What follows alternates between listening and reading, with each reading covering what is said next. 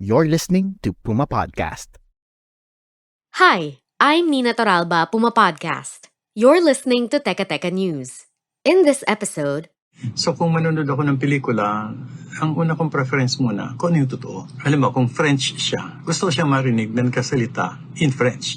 Kung German siya, in German. So in that case, for so long at time, preferred ko yung subtitle. Pero lately, nabubuksan yung mind ko sa mga dub. And nakikita ko na may certain advantage din pala.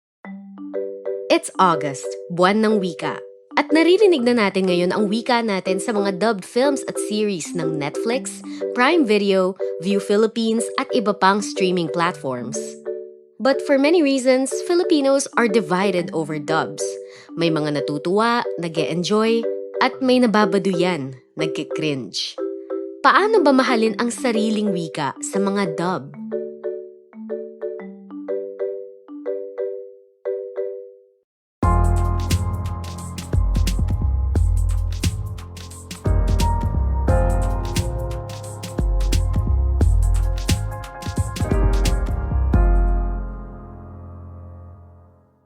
Bilang voice actor at dub scriptwriter, I often face the challenge of making compelling Filipino dubs. Working in localization, that is, the field of adapting foreign content into the local language and cultural context, has brought me full circle to an experience that I share with many Filipinos my age. I just turned 28. We grew up on anime, Hollywood films, and telenovelas that were dubbed in Filipino and aired on free TV. Pero marami sa generation ko ang nag-move on na and are now watching foreign films and series in their original languages with English subtitles. This despite the challenges posed by having to divide your attention between the subtitles and the events on screen.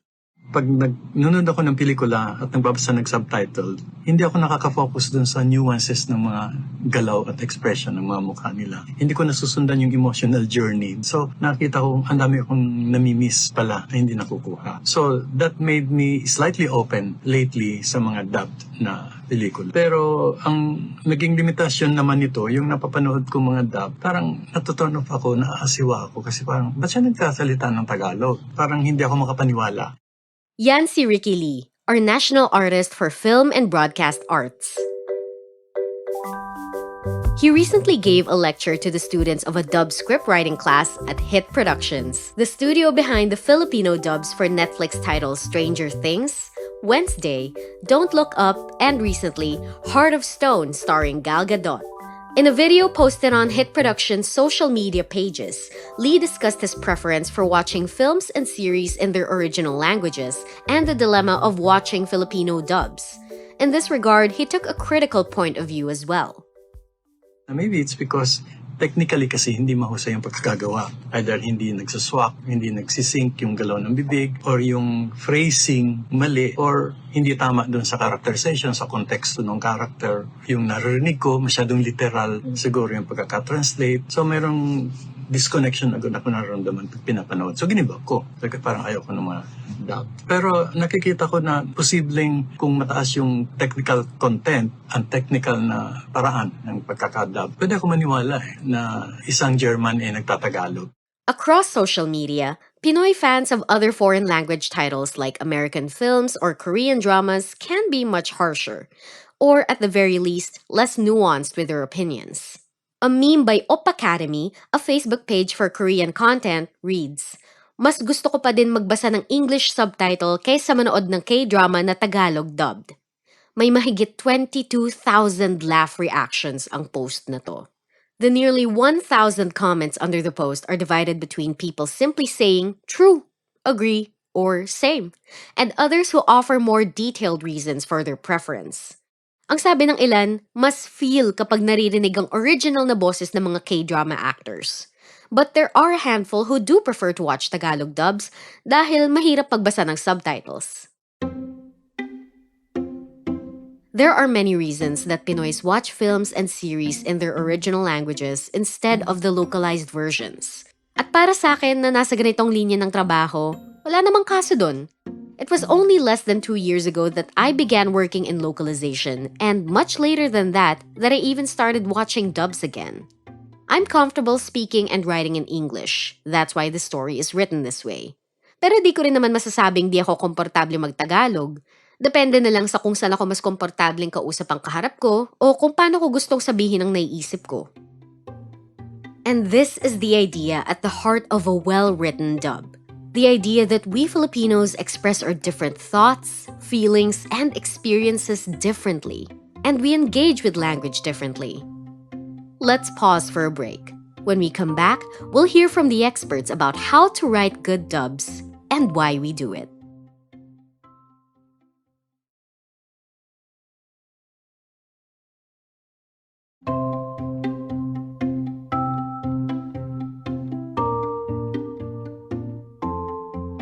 Matuto ka makinig, magbasa, at manood. Bago gumawa ng isang script, pinapanood muna namin ang buo. Hinahanapan na namin ng language design, ganun. Hinahanapan na namin paano magsalita yung character. Nagsisimula na kami mag-research. Yan si Rowena Raganet, ang head writer ng Hit Productions Localization Department and mentor to me and other young dub writers. At the orientation for their current batch of dub writing students back in June, Raganet stressed the importance of understanding the material being translated. This means more than being fluent in English and Filipino. It means answering the question, kung nagtatagalog ang character na to, paano siya magsasalita? Raganet finds inspiration in listening. Pag kulang kami, naghahanap kami sa paligid namin. Pag kulang pa rin, nanonood ako. Nanonood ako ng Tagalog. Huwag kayong mahiya na manood kasi iba talaga pag narinig mo yung natural na pagsasalita nila. Hindi naman kayo nakikringe pagka nanonood kayo, di ba, ng mga soap opera. Bukod sa manonood kayo ng sine, makikimarites pa kayo, tapos makikipag-inuman pa kayo para malaman nyo kung paano magsalin. Matutong makinig bago magsalin. Realistic dialogue comes from real people writing and speaking in their own language.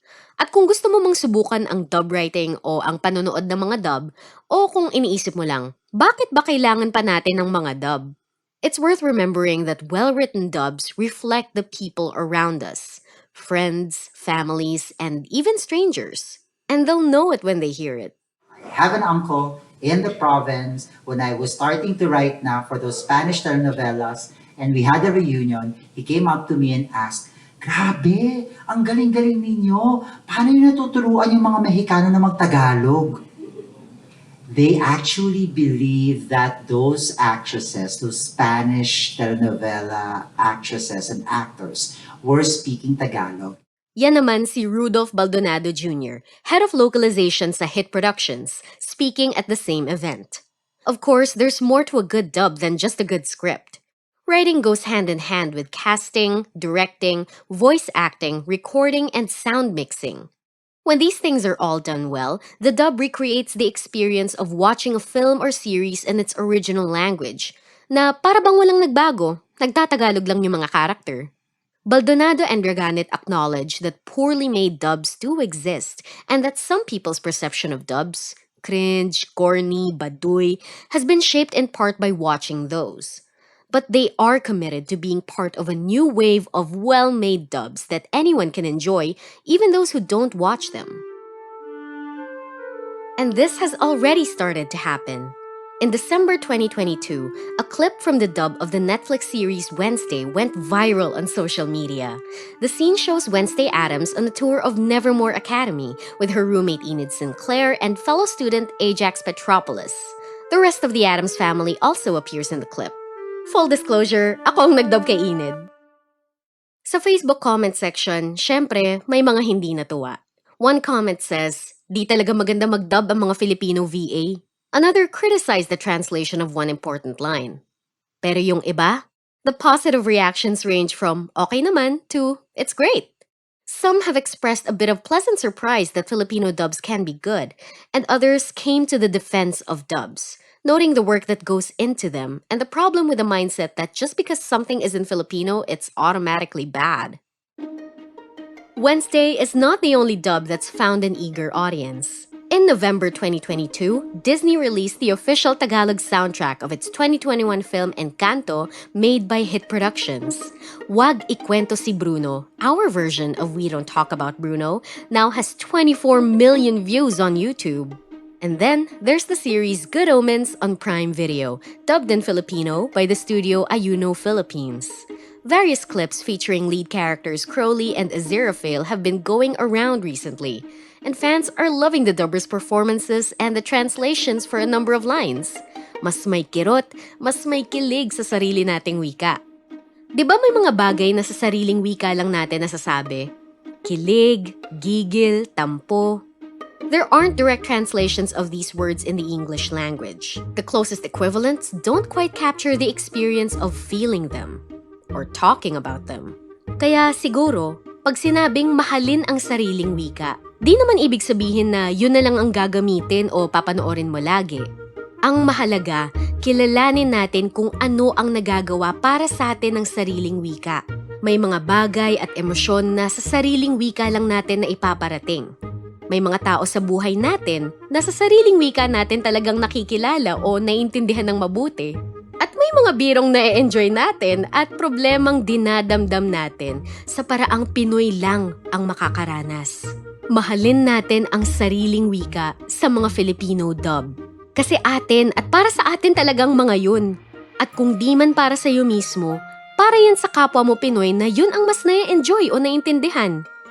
Pinoy lang din ang nagsisika para gawin ang mga dub natin. Tayong mga Pinoy lang ang magmamahal sa sariling atin. Muli, ako si Nina Torralba, Puma Podcast. This was written by myself and edited by Pinoy Blanco. Our Teka Teka News executive producer is Jill Caro and our senior editor is Veronica Uy.